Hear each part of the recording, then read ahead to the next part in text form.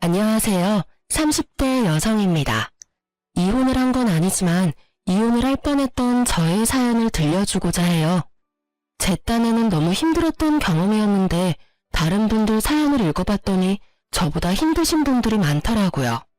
다른 사연을 읽으면서 문득 위안을 받기도 했네요. 많은 사연자들처럼 저도 이번 기회에 속풀이 좀 해보고자 합니다. 꼭 끝까지 들어보시고 저의 판단이 옳았는지 조언 한마디씩 부탁드려요.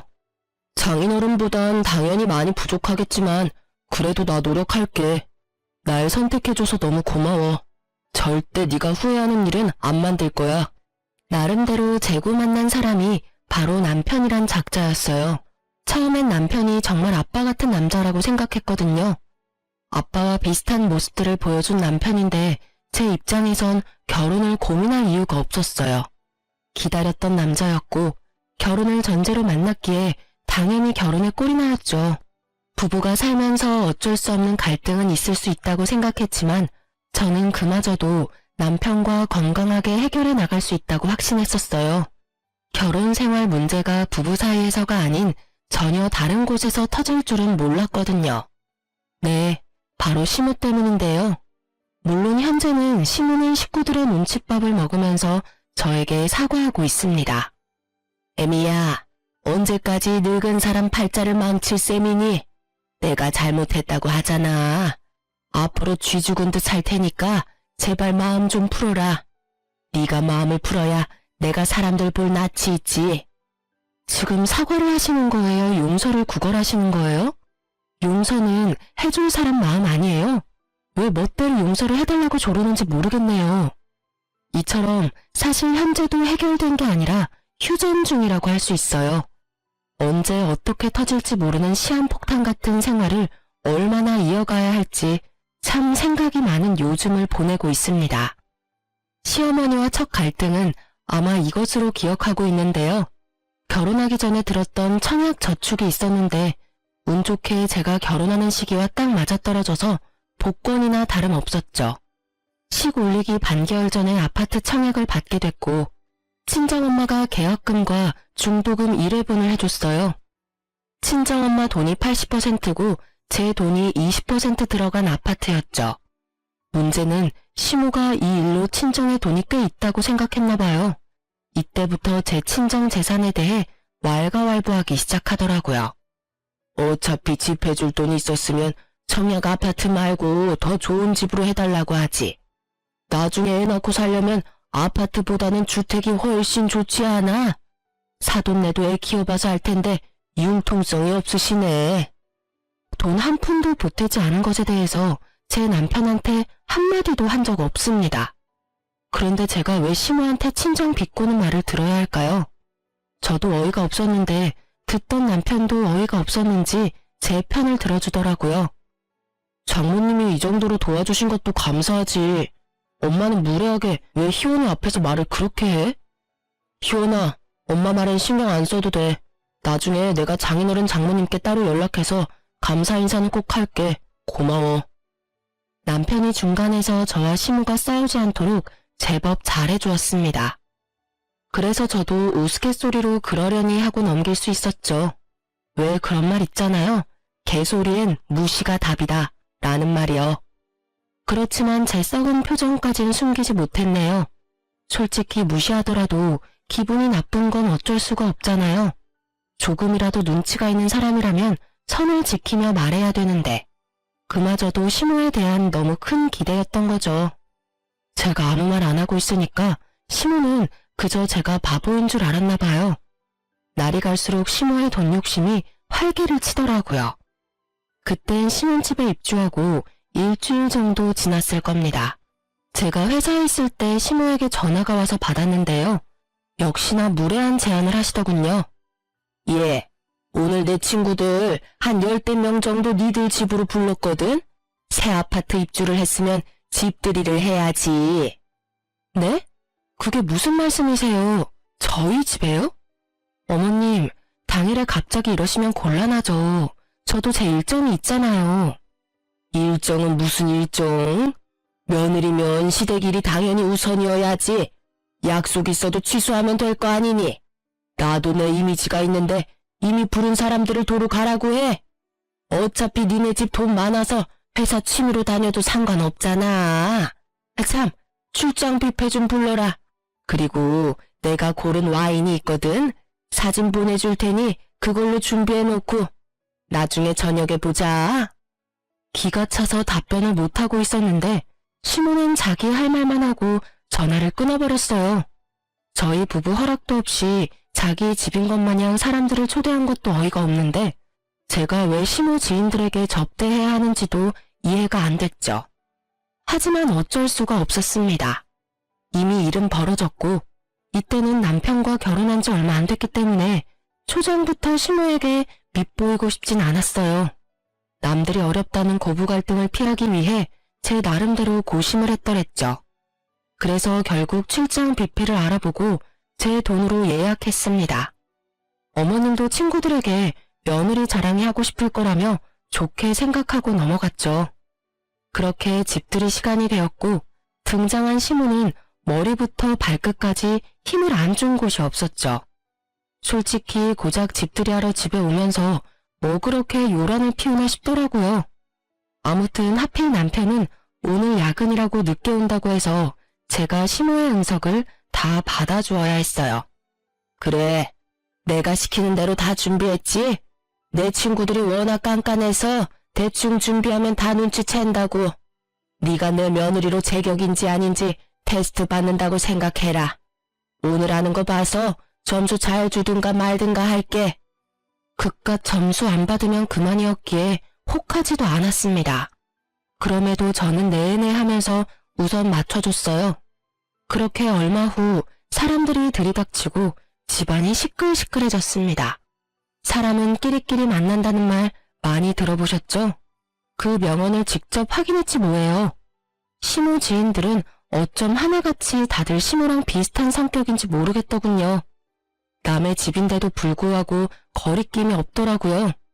여기저기 온갖 방문을 다 열어보는 건 기본이었고 침실까지 들어가서 저희 부부가 쓰는 침대에 누워보고 난리도 아니었어요. 어머! 이 가방 국내에 몇 개 안 들어왔다는 그 가방 아니야? 어때? 나랑 잘 어울려? 집들이로 출장 뷔페까지 부르는 며느리는 내 생전 처음 보잖아. 부럽다 부러워. 시모가 어지간히 생색을 내놨나 보더라고요. 시모 지인들이 시모를 얼마나 부러워했는지 몰라요. 그리고 시모는 친구들의 동경 어린 눈길을 잔뜩 즐기고 있었습니다. 부럽기는 뭘.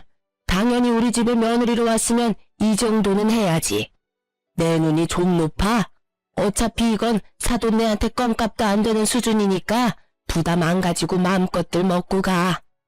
시모는 마치 우리 집이 상위 1% 정도 되는 집안처럼 떠들어댔어요. 이대로는 안 되겠다 싶더라고요. 여기서 제가 가만히 있으면 어느 정도 인정하는 꼴이 되잖아요. 그렇게 되면 또 시모가 얼마나 과한 걸 요구할지 모른다는 생각이 순간 들었습니다. 저는 바로 과일을 들고서 시모 옆으로 가 앉았어요. 그들 대화에 자연스럽게 끼어들었죠. 네? 어머님, 큰일 날 소리 하신다. 껌값은 아니죠. 저도 그냥 회사 다니는 직장인일 뿐인데요. 그리고 딸은 출가 외인이라면서요. 결혼하면 시댁 식구라는데 친정 재산이랑 저 아무 상관없어요. 출장 뷔페도 제 월급으로 부른 거라고요. 아, 그리고 제가 갑자기 집들이 준비하느라 깜빡 말씀 못 드렸는데요. 이번 달에 어머님 생신 있잖아요. 어쩌죠? 출장 뷔페가 너무 비싸서 그날 따로 용돈 드리긴 힘들 것 같아요. 뭐야? 얘가 지금 무슨 소리라는 거야? 그 얘긴 나중에 따로 하자꾸나. 네네. 참, 근데 어머님, 요즘 과일은 또 왜 이렇게 비싸대요? 어머님이 좋고 비싼 걸로 사라고 하셨는데 과일들이 죄다 금값이더라고요. 돈 너무 많이 들었겠죠. 그래도 어머님 친구들한테 제 사비 몽땅 쏟아부었으니 오늘 이 자리가 생신 선물이라고 생각해 주세요. 저는 과일 칼을 들고 시모를 향해 일부러 웃어 보였습니다. 제 돌발 행동에 시모는 친구들 눈치 보느라 제대로 말도 못하셨어요. 그저 얼굴이 시뻘개지며 솟구치는 화를 참는 듯 하셨죠. 맛있게 먹던 시모 지인들마저 시모의 상태를 눈치를 보기 시작했을 정도로 빨갛더라고요. 머지않아 지인들이 음식을 접시에 내려놓더니 친구들이 애써 싸해진 분위기를 풀려고 웃기도 했으나 시모의 기분은 좀처럼 나아지지 않았습니다. 돈 좋아하고 사람들 시선에 저리 신경 쓰는 사람인데 저의 가시박힌 말에 감정이 안 상했을 리 없겠죠? 결국 지인들은 그 시간 이후로 눈치만 보다가 하나둘씩 급한 일이 있다고 귀가를 해버렸습니다. 그리고 이때부터 저와 시모의 본격적인 갈등이 고조가 되었어요. 시모와 둘만 남은 상태에서 저 혼자 음식을 치우려는데 내내 입 닫고 있던 시모가 갑자기 상 위에 있는 음식을 전부 엎어버리는 겁니다. 벌떡 일어나더니 저한테 언성 높이며 삿대질을 했어요. 야, 너 일부러 나 엿먹이려고 그랬니? 사람들 앞에서 꼭 그렇게 나를 꼽줘야 했어? 대충 넘기면 될 상황에 왜 굳이 안 해도 될 말을 해서 사람 피를 말려, 피를. 어머님도 굳이 안 해도 될 일을 버려놓으시고 저한테 그렇게 말씀하시면 안 되죠. 그러게 왜 자꾸 저희 친정더러 돈이 많다고 멋대로 단정 지으세요? 저희 친정이 돈이 많든 적든 어머님이랑 관련 없는 일이에요, 제발. 그런 소리는 그만해 주셨으면 좋겠어요. 맞는 소리잖아. 내가 이런 소리까지 새파랗게 어린 네 눈치 보면서 해야 하니? 내 나이가 몇인데? 그리고 사돈재산 자랑 좀 하면 어때서? 내가 너희 집을 뭐 가난하다 욕을 했어? 칭찬해 줘도 난리야. 설마 우리한테 돈 쓰려니까 아까워서 그러니? 네 말 맞다나. 너도 이제 우리 식구인데 그런 식이면 우리 어려울 때 나몰라라 하겠다. 아, 어머님, 혹시 저희 집 도움받을 생각이셨어요? 저희 집이 무슨 보험도 아니고. 어머님 사정 어려워지는데 왜 저희 친정을 끌어들이세요? 저는 친정 부모님 돈 받아서 어머님께 드릴 생각은 애초부터 없어요. 혼자 김칫국 좀 그만 마시세요. 저 지금 확실하게 제 의사 전달하고 있어요. 저 어머님이랑 다투기 싫으니까 적당히 해주세요. 시모는 본인 생각대로 일이 되지 않자 성질만 부리더니 곧 가방을 챙겨 시댁으로 가버렸어요. 엎어진 음식을 치우는 건 제 몫이었지만 그래도 솔직하게 속 얘기를 할 수 있어서 좋았네요. 이 정도로 얘기했으니 시모도 알아먹었을 거라 생각했습니다. 일부러 남편에겐 알리지 않았어요. 한 번 정도의 사고는 실수로 여기고 넘어가고 싶었거든요. 물론 두 번째부터는 참지 않을 생각이었습니다. 그렇게 시간이 좀 지나고 시모는 또 무슨 짓을 하려고 그러는지 집들이 후로 한 3개월은 조용하게 지내셨어요. 저는 좋았지만 묘하게 불안한 감이 계속 마음을 돌긴 했죠. 그러던 어느 날 작은 이모가 뇌출혈로 쓰러졌다는 소식이 들려왔던 시기였어요. 소식을 듣자마자 남편과 함께 헐레벌떡 달려갔습니다. 외가 식구들끼리 작은 이모 병원비 얘기로 한창이었는데 저도 당연히 돕겠다고 했었죠. 작은 이모가 저 결혼한다고 명품 가방 선물에 남편에게도 고가의 시계를 선물해 줬었거든요. 당연히 남편도 제 말에 동의해 줬습니다. 친정 부모님이 남편에게 고맙다고 했고요. 그런데 이 사실을 우연히 시모가 알게 되면서 또 문제가 찾아왔어요. 시모가 우리 집으로 와서 현관문을 마구 두드리더라고요. 무슨 일인가 싶어서 인터폰 확인도 못하고 문을 열어줬더니 시모가 다짜고짜 저를 밀치고 들어오면서 자기 아들 돈 뜯어갔다고 화를 내기 시작하는 겁니다. 내 이럴 줄 알았다. 너네 집에 돈도 많으면서 왜 남의 아들 돈까지 뺏어가? 왜 우리 아들 주머니를 뒤져? 집 하나 해왔다고 유세했더니 지금? 그러려고 이 아파트 해온 거야? 매번 이런 식으로 내 아들 주머니 털어갈 거면 이 아파트 당장 우리 아들 명의로 바꿔라. 무슨 말씀하시는 거예요? 돈도 많은 사람들이 왜 열심히 일하는 내 아들 돈을 되레 빼앗아 가는 거냐고. 일부러 말 못 알아듣는 척 하는 거니?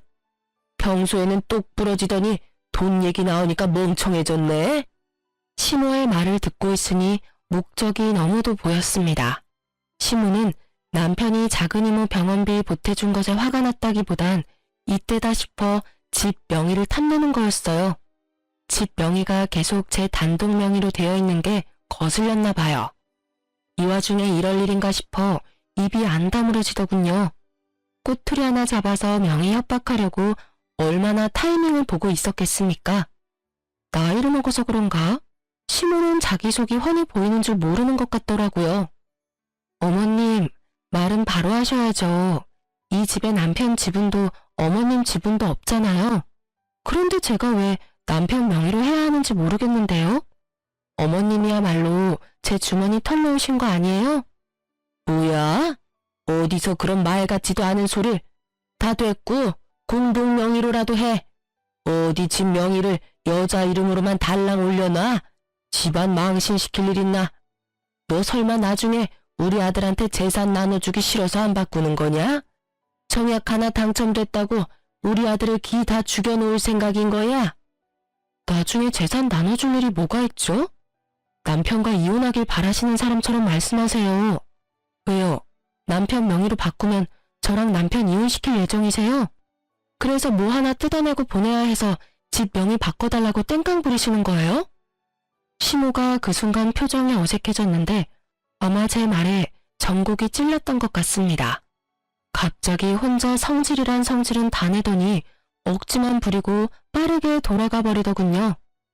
뭐 제가 앞으로 어떻게 하는지 지켜보겠다고 하는데 사실 이 시기 때쯤엔 맨날 말만 저래서 별로 무섭지도 않았어요.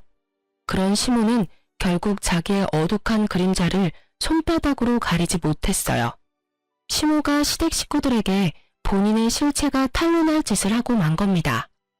제가 결혼한 지 5개월째 임신을 하게 되었는데요.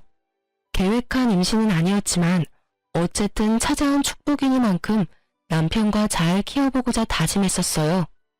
남편은 원래도 잘하려고 노력하는 사람이었는데 아이가 생긴 이후 더 잘하려고 애써줬죠. 근데 여기서 또 시모의 주둥이가 나불거렸다는 겁니다. 시모는 지극정성인 남편과 그 대접을 받는 저를 보면서 참 많이도 구시렁댔어요. 장전 난내 났어. 임신한 게 뭐 대수라고 바깥일 하느라 힘든 남편을 수발들게 해. 누가 보면 임신은 너 혼자만 하는 줄 알겠다. 자기 손주 될 아이나 마찬가지인데 말을 왜 이렇게 비꼬는지 모르겠다니까요. 시부가 워낙 점잖으시고 말수가 적어서 존재감도 적으신 분이거든요. 근데 그런 분이 오죽 듣기 불편했으면 시모한테 작작하라고 핀잔을 주더라고요. 그리고 거의 남편이 저를 대신해서 시모를 상대해줬습니다. 저도 분명 시모의 독백을 듣는 것만으로도 스트레스를 많이 받았어요. 근데 그나마 남편이 제 입장을 이해해주고 시모가 근처에 못 오도록 관리해줘서 우울증까진 않았습니다. 그런데 출산하고 집에서 산후조리 중일 때 또 한 번 사고가 터졌어요. 시모가 온 가족들을 불러 모은 겁니다. 남편이 저는 쉬어야 해서 안 된다고 해도 중대 발표가 있다며 무조건 시댁으로 오라고 한 거예요. 하는 수 없이 저도 남편의 부축을 받으며 시댁으로 향했었죠. 역시 황당한 말씀만 늘어놓으시더라고요. 내가 갱년기가 왔는지 집에만 있으니까 기분도 우울하고 몸도 축 처지는 게 영 이상하더라고. 그래서 네 아버지가 나한테 식당 하나 차려줬잖니? 앞으로 나도 내 삶을 살아야 하지 않겠어? 그러니까 나중에 나한테 맡아달라고 그러지 마라. 나 이제 바쁜 사람이다. 시모는 갱년기 핑계를 대며 자기가 황혼 육아를 할지도 모를 사태를 피해갔어요. 이런 말을 여기서 쓰는 건지 모르겠지만 떡줄 사람은 생각도 안 하는데 혼자 북치고 장구치고 하더라고요. 저도 저희 애를 저런 어른한테 부탁하고 싶지 않거든요. 생각도 안 하고 있었는데 시모가 먼저 우스운 소리라니까 괜히 기분이 나쁜 겁니다.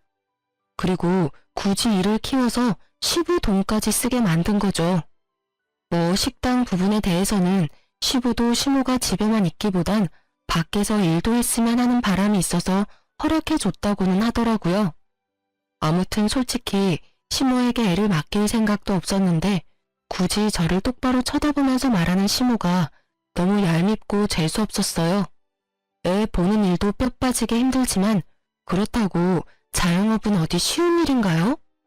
남들은 자영업 도전해보려고 공부도 하고 큰 마음 먹고 시작한다는데 시모가 자영업을 시작하게 된 계기는 고작 손주 보기 싫어서라는 게 얼마나 철딱선이 없습니까? 이쯤에서 신우의 얘기를 꺼내야 할 것 같은데요. 남편이 외동은 아니었고 누나가 한 명 있어요. 신우도 시무 딸 아니랄까봐 시무 하는 짓과 아주 똑같거든요. 그런 신우한테서 어느 날 전화가 온 적이 있었는데요. 신우가 제게 전화를 하는 이유는 늘 명백했습니다. 부탁을 할 때만 전화를 했어요. 그래서 이날은 또 무슨 쓸데없는 부탁을 하려고 전화했나 미리 한숨이 나오더라고요. 울케, 혹시 안 쓰는 통장 하나 있어? 있으면 나 좀 잠깐 빌려주면 안 될까? 네? 다짜고짜 통장을 빌려달라니 그게 무슨 말씀이세요? 아니, 내가 목돈이 조금 생겼는데 남편이 모르는 돈이라서 걸리면 나 진짜 죽어. 그러니까 올케 통장에 잠깐만 맡아주면 안 될까 해서. 진짜 며칠이면 돼, 응? 신우가 시무와 닮은 점들 중에 하나가 사치가 심하다는 거였는데 이번엔 어디서 돈이 났는지 몰라도 아주버님 몰래 5천만 원이나 되는 돈을 숨길 곳을 찾으려고 저한테 연락했더라고요. 저는 처음엔 거절했습니다. 통장은 부모 자식 간에도 조심해야 할 부분이잖아요. 그런데 제게 별로 의미도 없는 신우한테 통장을 어떻게 줍니까? 제 남편한테도 통장을 줘본 적이 없는걸요. 그렇게 안 된다고 계속 주장했지만 신우는 포기할 생각이 없어 보였어요. 얼마나 사정을 했는지 모릅니다. 우리 남편이 올케만큼은 믿잖아, 응? 제발 나 좀 살려주라.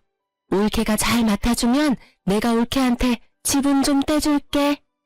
절대 돈 때문이 아니라 이걸로 며칠을 귀찮게 할 걸 알아서 하는 수 없이 잘 안 쓰는 통장에 신우 돈 5천만 원을 받아서 넣어두게 되었어요.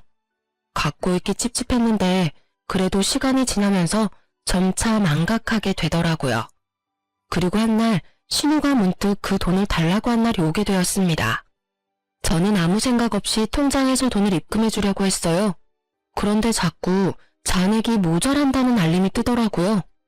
여러 번을 해도 같은 반응이 나오자 당황해서 통장을 들고 ATM 기기에 조회를 해봤죠. 그랬더니 누가 신우 돈 5천만 원을 인출한 게 아니겠어요? 남의 돈을 잃어버린 셈이 되었으니 무척 당황스러웠습니다. 빈손으로 집까지 돌아오는데 머리가 새하얘져 어떤 판단을 못하겠는 거예요. 그때 신우는 답답했는지 우리 집으로 오다가 집으로 돌아가고 있는 저를 본 겁니다. 냅다 달려와서는 제 손에 들린 통장을 뺏어가서 본인 눈으로 확인했어요. 곧 통장 잔액이 없다는 걸 알게 된 신우가 통장을 바닥에 집어던지면서 제 멱살을 잡았습니다. 너 뭐야? 미쳤어? 이 돈이 어떤 돈인데? 내 돈 어쨌어? 내 돈 5천만 원 어디로 빼돌렸냐고? 저 아니에요. 저도 모르는 사실이라고요. 형님이 저한테 돈 맡겼을 때부터 전 그 돈에 손도 댄 적 없어요. 대체 어떻게 된 건지 지금 저도 엄청 혼란스럽거든요. 생각 좀 해보게 소리 좀 지르지 마세요. 이 미친년이 남의 돈 잃어버려놓고 뻔뻔하게 소리치네. 야, 장난해? 그럼 이 돈이 지금 제 발로 도망가기라도 했다는 거야? 야, 이 사기꾼아. 안 되겠다. 그냥 경찰서로 가. 경찰 앞에 가서도 그따구로 말할 수 있나 보자고. 이런다고 사라진 돈 돌아오는 거 아니라고요. 저도 답답해서 경찰서에 신고하고 싶네요. 신우랑 저는 각자 다른 기분으로 답답함을 호소하며 길 한복판에서 실랑이를 벌였습니다. 졸지에 사람들의 이목을 확 끌고 말았어요. 그때쯤에 제 전화가 울렸는데요. 신우한테 온 전화였습니다. 저는 저를 자꾸 잡고 흔드는 신우를 밀치고서 신우 전화를 받았어요. 신우도 신우인 줄 알고 잠깐 저를 내버려 두더라고요. 아무튼 이래나 저래나 이 상황이 이해가지 않는 건 저 또한 마찬가지라서 뭐든 하고 싶었습니다. 저도 왜 그랬는지 모르겠는데 신우 전화를 바로 스피커로 돌렸어요. 그리고는 신우에게 조용히 하라는 제스처를 취했죠. 예, 넌 내가 돈 달라고 할 때는 돈 없다고 그러더니 통장에 5천만 원이나 있더라. 그 돈 내가 좀 썼다. 식당에 수리할 게 있어서 썼으니까 좋은 일에 썼다고 생각해라. 괜히 돈 없어져서 경찰에 신고 안 해 만에 헛소리 할까봐 미리 말하는 거야. 가족한테 들어가는 돈이니 안 아깝지? 시모가 그 상황에 전화를 해줘서 얼마나 고마웠는지 모릅니다. 유일하게 시모의 존재가 제게 희망이 되었던 순간이었어요. 시모의 그 통화로 인해 저는 더 이상 신우에게 해명할 필요도 없었고 남의 돈 때문에 심장 철렁할 기분도 빨리 거둘 수 있었거든요. 대신 신우는 더 난리가 났죠. 범인이 제가 아니라는 당황스러움과 자기 엄마에 대한 분노가 겸해졌을 거예요. 놀란 신우가 제 핸드폰을 뺏어가더니 핸드폰에 대고 다급한 소리를 내더라고요. 엄마, 5천만 원 엄마가 가져갔어? 엄마가 그 돈을 왜 가져가? 엄마, 진짜 올케 통장에서 훔친 거야? 그 돈 올케 돈 아니란 말이야. 그거 내 돈이라고. 엄마 미쳤어? 그게 어떤 돈인데 그걸 홀라당 가져가서 써. 당장 내놔. 내 돈 내놔. 통화를 하던 신우는 돈을 잃었다는 생각 때문인지 급기야 울부짖기까지 했습니다. 저한테는 조잘조잘 말도 많던 신우는 한참 동안 말이 없다가 갑자기 전화를 끊어버렸어요. 그와 동시에 신우의 이성도 같이 끊어졌죠. 신우가 당장 시댁으로 쫓아가라는 걸 제가 붙잡았더니 신우가 밀치더라고요. 손길에서 분노가 느껴졌습니다. 저는 그런 신우 뒤를 급하게 따라갔어요. 뭔가 큰일이 날 것 같았거든요. 모녀 사이 싸움 구경도 하고 싶었고요. 시댁 아파트로 들어서고 엘리베이터를 내리자마자 복도를 쩌렁쩌렁 울리는 고함 소리가 마중해주더군요. 내 돈 내놓으라고. 엄마가 도둑이야? 왜 남의 돈을 허락도 없이 훔쳐가? 이년이 엄마한테 감히 큰 소리를 내? 누구 돈이든 엄마가 남도 아니고 좀 쓸 수도 있지 뭘 그래. 빨리 내 5천만 원 갖고 와. 안 갖고 오면 엄마고 뭐고 없어. 안 봐도 시댁에서 난리가 난 소리였어요. 혹시 사람이 다치기라도 할까봐 저는 얼른 안으로 들어갔죠. 시모는 신우를 피해서 소파 뒤에 숨어서 벌벌 떨고 있고 시모는 저를 보자마자 제 뒤로 달려왔습니다. 신우가 프라이팬을 들고 시모를 쫓아다니면서 협박하고 있었어요. 시모가 저를 붙잡고 숨으니까 신우가 저한테까지 비키라고 소리 지르더라고요. 졸지에 시모랑 신우가 저를 사이에 두고 대치 상태가 되어버렸습니다. 그 순간 신우가 자기 분에 못 이겨서 아무나 맞으라는 듯 프라이팬을 휘둘렀어요. 놀란 저는 저도 모르게 허리를 숙이고 말았는데요. 그러자 그 프라이팬이 바로 시모의 뺨을 강타한 겁니다. 시모의 비명이 찢기듯 퍼지면서 시모가 그대로 발라당 넘어졌어요. 이러다 사람 한 명 잡을까 싶어서 일단 저는 시모를 끌어안고 말렸습니다. 안 그러면 신우가 자빠진 시모한테 돌진해 몇 대 더 두들길 것 같았거든요. 그렇게 한참이나 시간이 흐른 후에야 겨우 진정되어 셋이 마주보고 앉아있을 수 있었어요. 물론 서로에게 고함을 지르는 건 마찬가지였지만요. 내 돈 어디다가 다 썼냐고. 엄마, 진짜 나랑 경찰서까지 가야 입을 열 거야? 나도 빌린 돈이라고. 나 진짜 그 돈 없으면 죽어. 엄마는 엄마 딸이 죽어야 돈 어디 썼는지 말할래? 아, 아니다. 경찰서 가면 네 아버지가 날 집에서 내쫓을 텐데. 너야말로 엄마가 아무것도 없이 네 아버지 손에 쫓겨나는 걸 원하는 거야? 어머님, 그냥 돈 어디 썼는지 얘기하세요. 어머님이 잘못하신 건 맞잖아요. 내가 어디 내 딸 돈인 줄 알았겠어? 넌 왜 네 통장에 남의 돈을 넣어놓고 난리야? 남 탓하지 말고 엄마 행동 거지나 똑바로 해. 자식 돈 도둑질하는 부모가 세상에 어딨어? 신우의 성화에 못 이긴 신우는 결국 저와 신우의 눈치를 보다가 고개를 숙이셨어요. 저보다는 신우한테 하는 사과였습니다. 신우가 신우 앞에 냅다 무릎 꿇고 신우 손을 잡으면서 용서를 빌더라고요. 윤지야, 내가 미안하다. 나는 며느리 제 돈인 줄 알고 친구들이랑 잠깐 술 먹는 데 썼어. 식당은 장사도 안 되지. 식당 접으면 늙어서 손주나 보고 있어야 할 것 같고. 나도 내 나름 고충이 많아서 스트레스 좀 풀까 싶은 찰나에 얘 통장에 돈이 있길래. 말 같지도 않은 변명인 거 알지? 시모가 울랑말랑하는 얼굴로 얘기하는 걸 들어보니 통장의 존재가 시모 눈에 들어가게 된 이유를 알 수 있었습니다. 시무가 지난날 남편에게 반찬을 가져왔다며 집 비밀번호를 물어본 적이 있었어요. 그때 시무가 우리 집을 뒤져서 제 통장을 보게 된 것 같았습니다. 당연히 제가 조회를 해놨었기 때문에 숫자가 찍혀 있었어요. 아마 시무가 통장에 찍힌 5천만 원을 보자마자 훔치기로 마음먹은 듯 했죠. 근데 그 큰 돈을 한 번에 날렸다는 사실이 정말 기가 막혔어요. 시무가 그 돈을 다 인출해서는 집들이 때 왔던 지인들과 도박을 하고 유흥하는 데 전부 날렸다고 하더라고요. 그 돈이 어떤 돈인데 엄마가 아줌마들이랑 개처럼 논다고 쓴 걸 내가 이해해줘야 돼? 엄마 얘기 좀 들어봐. 엄마도 우리 딸 돈인데 당연히 바로 돌려주고 싶지. 그런데 내 손에 없다고.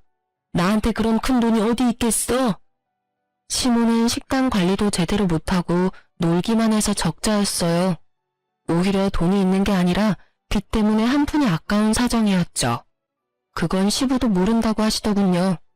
결국 답답하고 분했던 시누는 시누의 말을 끝까지 듣지 못하고 그대로 쓰러졌습니다. 그 모습에 저도 놀랐지만 시누도 많이 놀라셨어요. 우선 제가 할 수 있는 일은 119를 부르는 거였어요. 그리고 시부에게 이 사실을 알렸죠. 시부는 딸바보라서 시누를 참 아끼는 분이셨는데요. 시누가 병원에 있다는 말에 바로 달려오신 거예요. 대체 이게 무슨 일이냐? 왜 내 딸이 쓰러져? 어디 몸이 안 좋은 거래? 이 와중에 시부 하는 짓이 진짜 철부지 그 자체였는데요. 시부가 제게 상황을 묻는데 시부가 절대 말하지 말라고 시부 뒤에서 난리 부르스를 추는 겁니다. 저보고 어쩌라고요? 모든 상황은 시무로부터 비롯되었고 시무를 언급하지 않고는 상황을 설명할 수 없잖아요. 그래서 저는 더 큰 사고를 막기 위해 시부에게 사실을 전부 밝혔어요. 제가 사실을 말하는 동안 시무가 사색이 되어갔는데 그 와중에도 저한테 따가운 눈초리를 엄청 보내더라고요. 별다른 방책도 없으신 분이 무작정 자기 탓만 피하려고 발악하는 게 참 어른답지 못해 보여서 웃겼네요. 아무튼 결국 진실을 알게 된 시부가 크게 분노하며 자기 뒤에 있는 시무에게 큰 소리를 쳤어요. 내가 당신 언젠가는 사고 칠 줄 알았어. 대체 언제까지 애들 발목 잡고 돈돈거릴 거야? 시부는 시무의 변명도 안 듣고 무작정 병실 밖으로 데리고 나가버렸습니다. 그때쯤 남편도 병실에 도착했는데요. 남편에게도 사정을 다 설명했더니 남편이 크게 한숨을 내쉬더라고요. 미안해 여보. 당신도 많이 억울했겠다. 내가 중간 역할을 잘했어야 했는데 그런 일이 생겼는 줄도 모르고 있었어. 미안해. 당신 잘못 아니야. 당신 엄마가 잘못한 거지. 그래서 말인데 나 당신 엄마가 계속 이런 식이면 스트레스 받아서 못 살아. 더는 어머님 얼굴 안 보고 싶어. 내가 말을 안 했다 뿐이지 소갈이 엄청나게 했거든? 솔직히 지금 진심으로 이혼 생각까지 하고 있어. 뭐? 안 돼. 이혼이라니. 내가 잘할게. 다신 엄마가 당신 주변 얼씬도 못하게 할게. 제발 이혼 생각은 하지 마. 당신처럼 마음 좋은 사람이 본인 엄마를 내칠 수가 있겠어? 나 솔직히 이대로면 당신도 못 믿게 될까봐 겁나. 나만 믿어. 내가 따끔하게 엄마한테 말할게. 나한테 첫 번째 가족은 당신이랑 우리 아기야. 엄마라는 이유로 엄마가 내 가정에 손대는 거 나도 못 참아. 한 번만 기회 주라. 내가 다신 같은 일 없게 할게. 지금이라도 당장 가서 말할까? 오늘부로 당신 앞에 나타나지 말라고. 기다려봐. 말하고 올게. 남편이 어지간히 이혼하기 싫구나 라는 생각을 이날 처음 했습니다. 수도분한 사람이라서 자기 부모를 배척하는 일은 못할 줄 알았거든요. 남편은 정말로 병실을 뛰쳐나갔어요. 나가면서 어딘가로 전화를 거는 것 같았는데 아무래도 시부나 시모였겠죠. 아무튼 다행히 시부가 시모 대신 신우에게 5천만 원을 갚아줘서 아주버님과 시모 관계는 무사할 수 있었습니다. 그리고 시모가 도박과 유흥을 즐기고 다니면서 식당이 망한 걸 알게 된 시부는 바로 식당을 팔아버렸어요. 시모가 정신 차릴 때까지 집에 못 들어오게 하겠다며 시모를 집 밖으로 내쫓기까지 했답니다. 남편도 시모한테 단단히 말했대요. 자기를 이렇게까지 잘 살게 해주는 사람은 엄마가 아니라 아내인 저라고. 자기 결혼 생활에 더는 참견하지 말고 시부 말처럼 정신 차리라고 말이죠. 또 식구들 앞에 떳떳할 때 돌아오라고 그 자리에서 연을 끊어버렸다네요. 그리고 신우는 이번 일로 호되게 당해서 그런지 명품 가방을 다 팔았더라고요. 허튼 곳에 썼던 그 돈을 자기 자식들을 위해서 쓰기로 했다면서 적금으로 다 때려 넣었다고 합니다. 또 의외로 신우가 저한테 따로 전화해서 사과까지 했는데요. 올케, 그동안 미안했어. 내가 몇 살 더 먹은 언니로서 참 부끄러운 짓 많이 했던 것 같아. 앞으로는 그런 일 없을 거야. 그리고 나 그동안 민망해서 말 못했는데 올케한테 배운 거 많아. 올케만 괜찮다면 우리 계속 만나면서 친구처럼 지내고 싶은데 괜찮을까? 진심으로 사과하는 신우의 사죄를 그날 저는 받아주었습니다. 가족이기 때문에 앞으로 좋은 관계로 발전할 수 있다면 얼마든지 용서하고 싶었어요. 저도 제 커리어 망치면서 이혼하기 싫거든요. 아무튼 그렇게 다들 심호를 내치고 저를 가족으로 받아주었습니다. 그제야 식구가 된 느낌이었어요. 그간 시댁 식구들을 보면서 남편과 이혼하기로 했던 고민을 잠깐 보류하게 되었습니다. 물론 태어난 제 아들이 아직 어리기도 하고요. 아, 제가 친정 부모님께는 이 사태를 알리지 않았어요. 이미 작은 이모 일로 골머리 쓰고 계시는데 알려서 스트레스를 보태고 싶지 않았습니다. 대신 시댁에서 이런 두 번의 실수가 일어난다면 그땐 모두에게 상황을 알리고 저는 고민 없이 이혼을 택할 것 같아요. 그 뒤로 시모 소식은 근근히 들을 수 있었습니다. 시부가 준 100만 원으로 사람 구실도 못하는 작은 방을 하나 구했다고 하더라고요. 그리고 그 나이에 할 수 있는 일이 뭐가 있겠습니까? 그걸 시모도 알아서 그런지 그저 시켜주는 일이라면 뭐든 다 하고 있다고 들었어요. 길거리에서 전단지도 나눠주고 상가 건물을 돌면서 화장실 청소도 하는 걸로 알고 있습니다. 주방 설거지까지 하는 줄은 몰랐는데 집안일 더럽게 못하는 시모가 이번 기회에 집안일을 제대로 배우는 셈이 될 것 같아 나름 본인에게도 뜻깊은 시간이 아닐까 생각이 되네요. 시모가 불쌍하다고 생각할 수 있겠죠? 하지만 웃기게도 저는 그렇게 생각하지 않습니다. 우리가 남이 아니라고 말한 사람이 누굽니까? 시모 아닌가요? 가까운 사람한테 함부로 대하라는 시모의 방식이 저랑 맞지 않아서 존중할 필요가 없다고 생각을 했거든요. 여러분들은 어떻게 생각하세요? 사람이 잘해줄 때 그걸 고맙게 여기고 베풀었다면 저런 꼴은 면하지 않았을까요? 저희 어머님의 업보라고 생각되지 않습니까? 아무튼 복잡한 제가 한 번씩 깜짝 놀라는 일이 있곤 하는데요. 그마저도 또 시모 때문이네요. 시모가 가끔 제 회사 앞에 불쑥불쑥 나타나거든요. 저에게 잘못했다고 살려달라고 얼마나 싹싹 비는지 모릅니다. 아가, 내가 너한테 아주 큰 실수를 했어. 너만 용서해주면 다시는 네 앞에 안 나타나마. 너희 생활에 신경도 안 쓰마. 제발, 제발 내 집에만 돌아갈 수 있게 해다오. 내 꼬라지를 봐라. 이게 사람 사는 건지 솔직히 이만하면 됐잖아. 네, 아직도 그놈의 주둥이가 제 탓을 하는 것 보니 정신 못 차린 것 같은데요. 어머님이 저한테 하셔야 할 말은 그게 아니에요. 더 열심히 노력하고 오셔야겠어요. 1년 뒤에 다시 한번 볼게요. 얼마나 뉘우치고 깨달았는지도 그때 가서 결정할 거고요. 그럼 저는 바빠서 이만 들어가세요. 그렇게 시모가 집에서 쫓겨난 지 한 달이 훌쩍 넘었네요. 저희 친정의 작은 이모도 점차 호전되고 있다고 들었어요. 남편이 갑자기 바빠진 저를 대신해서 작은 이모 병원에 혼자 가서 친정 식구들을 만나고 오기도 하는데요. 우리 아들까지 손수 데리고 가서 친정 식구들에게 보여주고 오는데 그런 수고스러운 마음은 참 고마운 것 같아요. 그런데 한날 시부가 연락이 와서 시댁에 갔더니 집에 시모가 들어와 계시더라고요. 무슨 일인가 싶어 멀뚱히 서 있기만 했는데 시부가 시모를 집에 들이기로 했대요. 내가 이 사람 집에 들어오라고 했다. 대신 조건을 달았어. 너희가 맞벌이로 열심히 사니까 손주는 이 사람이 봐줄 거고 주말에도 젊을 때 여행도 다니고 하라고 드린 거니 알아서들 해라. 아유, 염려가 있겠어요? 내가 애 보는 건 기가 막히잖아.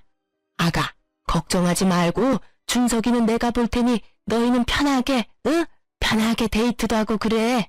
알겠지? 시모는 제품에 안긴 제 아들을 데리고 가면서 저희더러 나가서 바람이나 쐬고 오라더군요.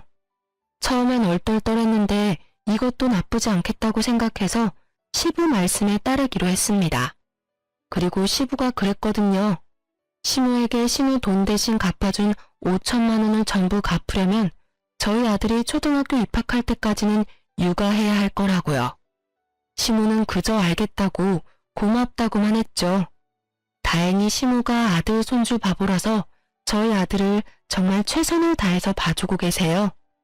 올 여름에는 남편과 일주일간 시간을 맞춰서 여름 휴가로 하와이에 다녀오기로 했답니다. 물론 제 아들은 시모가 봐주실 테니까요. 저는 남편과 지금 연애 때보다 더 사이가 좋아요. 그래도 사람 일은 어떻게 될지 모르니 남편과 이혼하려고 했던 그때의 감정은 완벽하게 정리할 수가 없더라고요. 한번 이혼의 감정이 들었다면 사실 긴장해야 할 신호이긴 하잖아요. 그래도 아직 아들이 어리니까 당분간은 이혼 생각보다는 좋은 쪽으로 생각하며 살려고 노력해야겠죠. 제 사연은 여기까지입니다. 제발 고부간의 갈등이 없어지는 그날이 빨리 왔으면 좋겠네요. 감사합니다.